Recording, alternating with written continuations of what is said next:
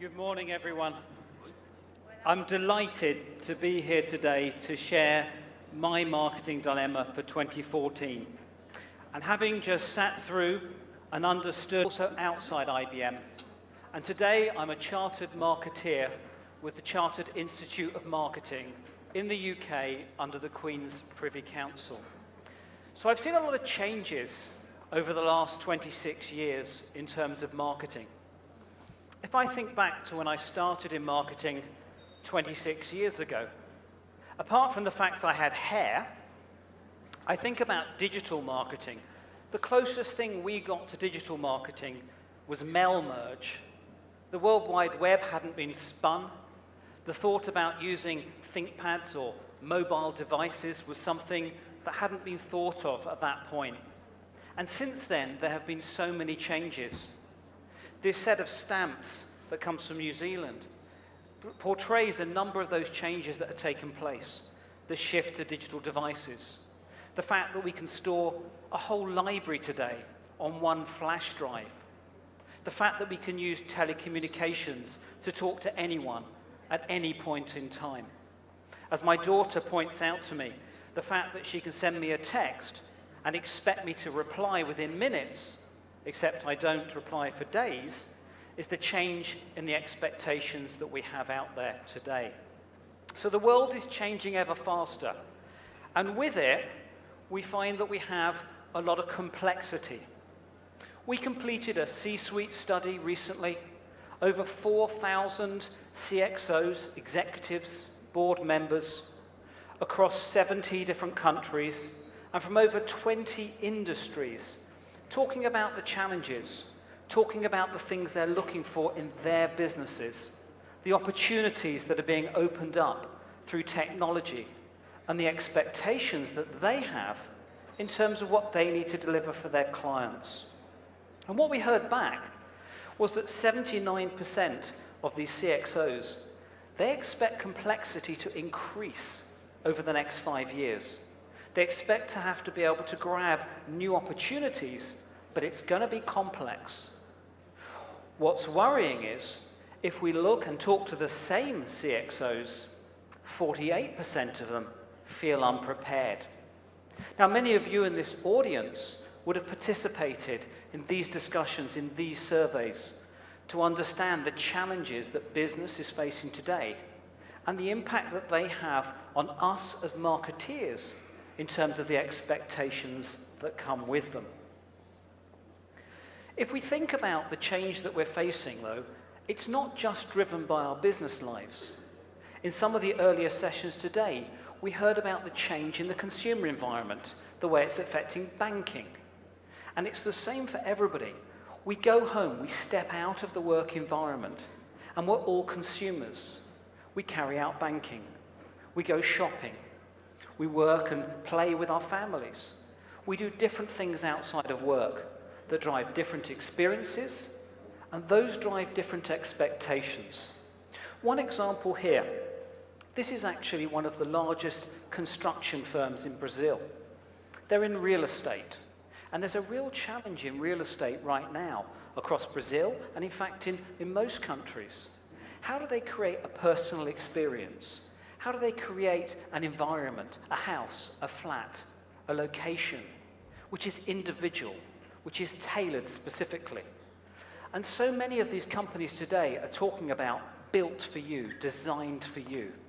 And the reality is, you turn up to a blank canvas. What this organization did was use technology to change the way they talk to their clients, to treat their clients as individuals, to think about delivering a personalized, immersive experience. They invited people to register, to look around new properties. And as they registered on Facebook, the company picked up all the information about those individuals. The details about their families, the details about the working environment they're in, information about them as individuals. And they used that information to personalize the experience when they went to view a property. They turn up in the property, and it would be their emotional content in there, pictures of their children, details of their family. If they had a young child, maybe there's a high chair. in the kitchen when they go in so that they can feed their young child.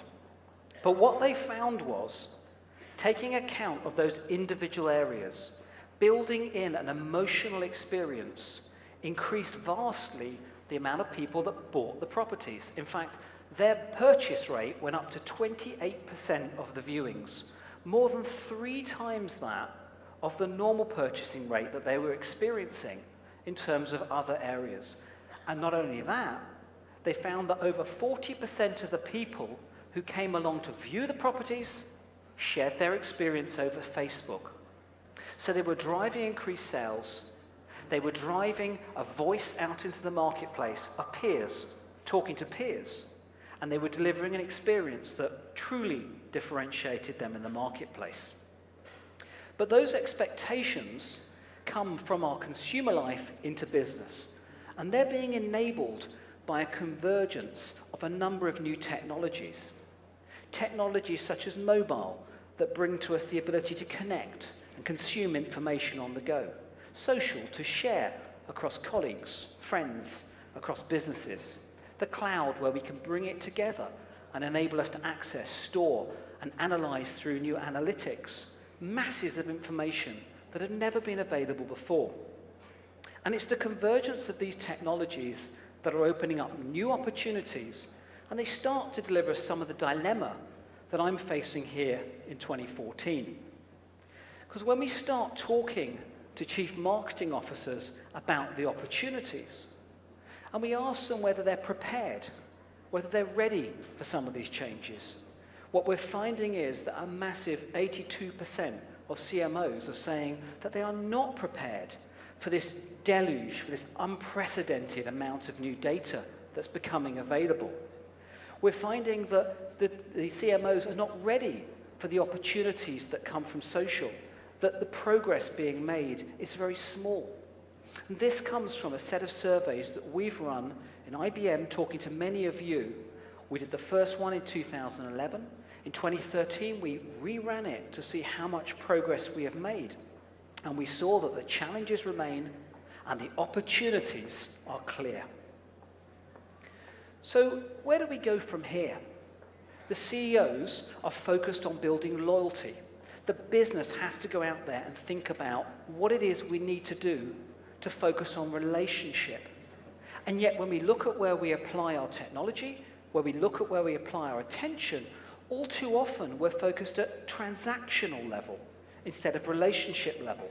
And yet we recognize that it's relationship that is going to drive loyalty. It's relationship that's going to differentiate us as a business, and it's relationship that's going to deliver the profits that we need as an organization. So the business is embracing this digital front office. The business is looking at how every aspect is changed in terms of the way we deliver client experience. The couple of examples we saw this morning spoke about the change of that front office, of the way clients interface and talk to our business, of the way stakeholders, not just clients, shareholders, employees also use this digital front office in this new world. And marketing needs to change as we look forward. The opportunity here is for marketing to adopt and think about the instrumented world. How do we build these engagements, these connections that are instrumented? Marketing has the opportunity to use the more interconnected world so that we can talk and deliver experiences going across different channels, that we can connect with people across countries, across industries, wherever they happen to be. And marketing needs to become, dare I say, more intelligent. We need to think about how we apply analytics, how we intelligently target each touch point that we make, so that we bring together this in a way that delivers an immersive, high-value experience for our clients, like the example of the real estate company that I spoke about a couple of minutes ago.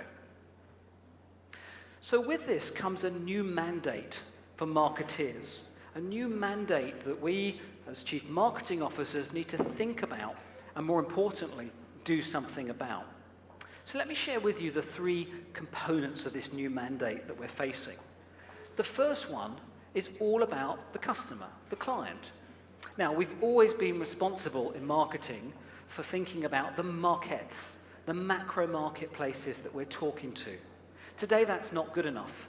We have to think about the individual. We have to think about what it is that individual needs. And we have to start being more predictive. We have to understand what it is that makes it personalized. And we have to target a segment of one.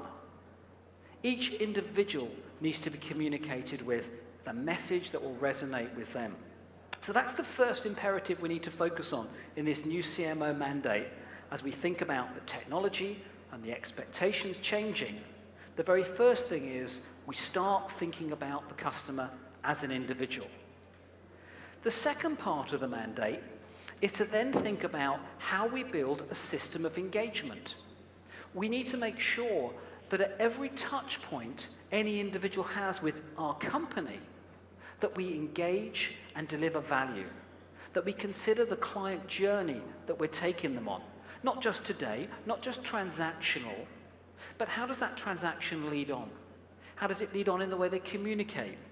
How does every touch point with the organization deliver value? Whether it's somebody ordering a high-value item, or it's somebody that pops in and maybe talks to somebody on reception, or picks up the phone, or signs in on the web, or deals with us on a mobile device.